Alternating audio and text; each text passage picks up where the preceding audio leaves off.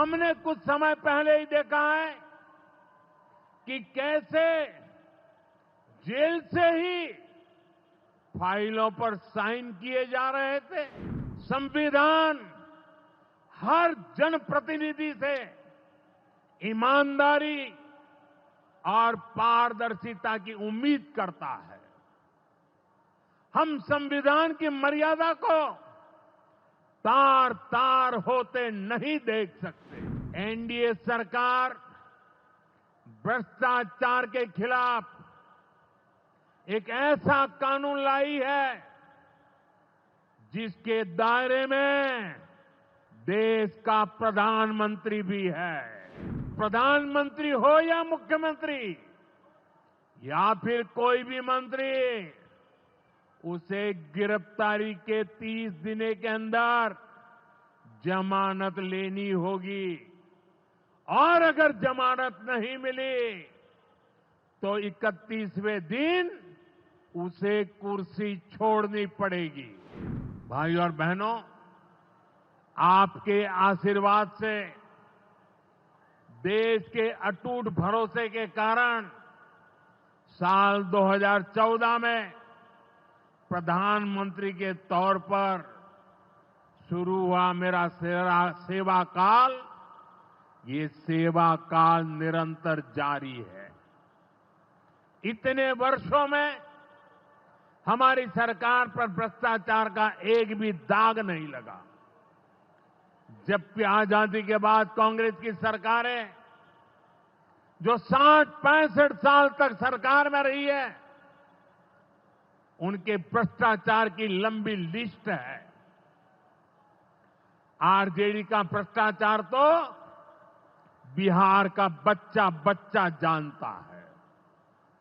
मेरा साफ मानना है कि भ्रष्टाचार के विरुद्ध लड़ाई को अगर अंजाम तक पहुंचाना है तो कोई भी कार्रवाई के दायरे से बाहर नहीं होना चाहिए। आप सोचिए, आज कानून है कि अगर किसी छोटे सरकारी कर्मचारी को 50 घंटे तक हिरासत में रख दिया तो अपने आप वो सस्पेंड हो जाता है। ड्राइवर हो, छोटा क्लार्क हो, प्यून हो, उसकी जिंदगी हमेशा हमेशा के लिए तबाह हो जाती है। लेकिन अगर कोई मुख्यमंत्री है, कोई मंत्री है, कोई प्रधानमंत्री है, तो वो जेल में रह करके भी सत्ता का सुख पा सकता है। ये कैसे हो सकता है? हमने कुछ समय पहले ही देखा है कि कैसे जेल से ही फाइलों पर साइन किए जा रहे थे। जेल से ही सरकारी आदेश निकाले जा रहे थे। नेताओं का अगर यही रवैया रहेगा तो ऐसे भ्रष्टाचार के विरुद्ध लड़ाई कैसे लड़ी जा सकती है? साथियों, संविधान हर जनप्रतिनिधि से ईमानदारी और पारदर्शिता की उम्मीद करता है। हम संविधान की मर्यादा को तार तार होते नहीं देख सकते। इसलिए एनडीए सरकार भ्रष्टाचार के खिलाफ एक ऐसा कानून लाई है जिसके दायरे में देश का प्रधानमंत्री भी है। इस कानून में मुख्यमंत्री और मंत्रियों को भी शामिल किया गया है।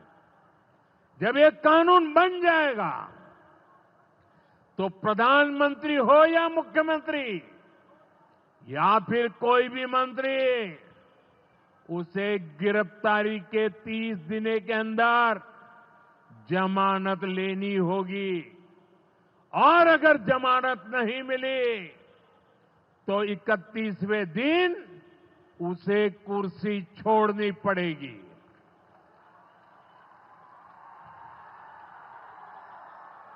आप कहिए भाइयों, जो जेल जाए उसने कुर्सी छोड़नी चाहिए कि नहीं छोड़नी चाहिए? क्या वो कुर्सी पर बैठे रह सकता है क्या? क्या वो सरकारी फाइलों पे साइन कर सकता है क्या? क्या जेल में से कोई सरकार चला सकता है क्या? और इसलिए ऐसा सख्त कानून बनाने की तरफ हम आगे बढ़ रहे हैं। लेकिन साथियों, ये आरजेडी वाले, ये कांग्रेस वाले, ये लेफ्ट वाले इस कानून का विरोध कर रहे हैं। ये बहुत गुस्से में है और कौन नहीं जानता उनको किस बात का डर है। जिसने पाप किया होता है वो अपने पाप को दूसरों से छुपाता है, लेकिन खुद को भीतर से जानता है कि क्या खेल खेला है। इन सब का भी यही हिसाब है। ये आरजेडी और कांग्रेस वाले कोई बेल पर बाहर है, कोई रेल के खेल में अदालत के चक्कर लगा रहा है, और जो जमानत पे बाहर घूम रहे हैं वे आज इस कानून का विरोध कर रहे हैं। इन्हें लगता है कि अगर जेल चले गए तो इनके सारे सपने चकनाचूर हो जाएंगे, और इसलिए सुबह शाम ये लोग मोदी को भांति भांति की गाली दे रहे हैं और इतने बौखलाए हुए हैं कि इस जनहित के कानून का विरोध कर रहे हैं। हमारे राजेंद्र बाबू, बाबा साहब आंबेडकर ने कभी सोचा भी नहीं था, कभी कल्पना भी नहीं की होगी कि सत्ता के भूखे लोग भ्रष्टाचार करेंगे और जेल जाने पर भी कुर्सी से चिपके रहेंगे। लेकिन अब भ्रष्टाचारी जेल भी जाएगा और उसकी कुर्सी भी जाएगी। भारत को भ्रष्टाचार से मुक्त होने का संकल्प देश के कोटि कोटि लोगों का है। ये संकल्प सिद्ध होकर रहेगा।